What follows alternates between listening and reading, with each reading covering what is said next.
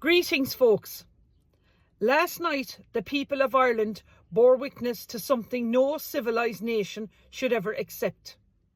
RTE Investigates exposed a horrific institutional and criminal abuse of the most vulnerable members of our society, elderly Irish citizens, many suffering from dementia, being neglected, manhandled and humiliated in so-called care facilities in Portlaoise and Dublin. These men and women under the Fair Deal scheme are paying €1,200 to €1,400 per week only to be treated worse than livestock, left in dirty nappies, no wipes, no dignity, no compassion, no justice.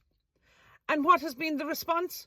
Only an apology from MS Ireland, the owners of these facilities, a promise of a review, a media statement, and tick box and excuses.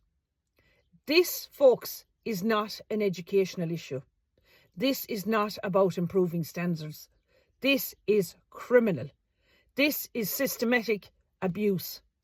And this deserves prosecution, not policy papers. Let me be very clear.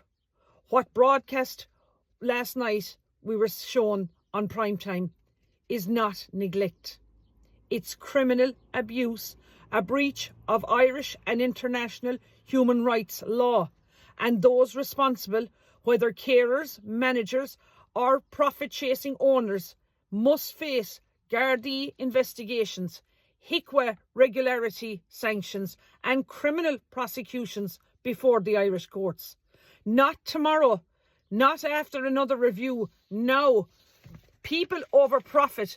These owners of these nursing homes in one of the largest private care operators in Europe, allegedly profiting over €5 billion from facilities like these, while our elderly go unwashed and uncared for. This company grows rich on state supports and public silence.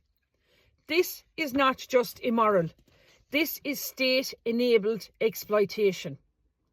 I speak now not only as an Irish citizen, but as someone who has been jailed by the Irish state for speaking the truth. 4 days in Limerick prison, stripped of my identity, given a number, prisoner 125204. And why? Because I told the truth. Because I refused to be silent. Yet those who abuse our elderly today walk free. This is not justice. This is not a republic. This is a national disgrace. I demand, and we must all demand now, 1, for immediate Gardaí criminal investigations into care staff, management and company executives involved. 2, a public inquiry into all private nursing homes in receipt of Fair Deal scheme funds.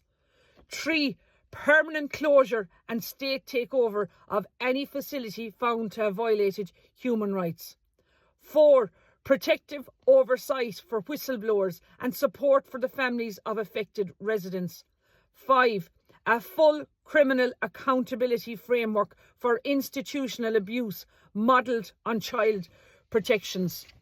This is a call for action. We cannot let this be a passing news story. We must not let the elderly suffer in silence behind locked doors in the name of private profit. Let Ireland be a country that protects its vulnerable elderly, not punishes its truth tellers. Let those responsible face a courtroom, not another internal review. If we don't fight for our elderly, we will be next. And to every Irish citizen who still believes in justice, now is the time to speak. Because when the state protects abusers and punishes the braves, it is no longer a republic. It is time to take it back. We tomorrow will protest outside the gates of Croke Park at 9 a.m. to stop the GA from selling out the soul and the soil of our sacred grounds of Croke Park to Islamic EID religious festival event. The people of Saggart in Kildare are now speaking up through the voices of their horns in their cars.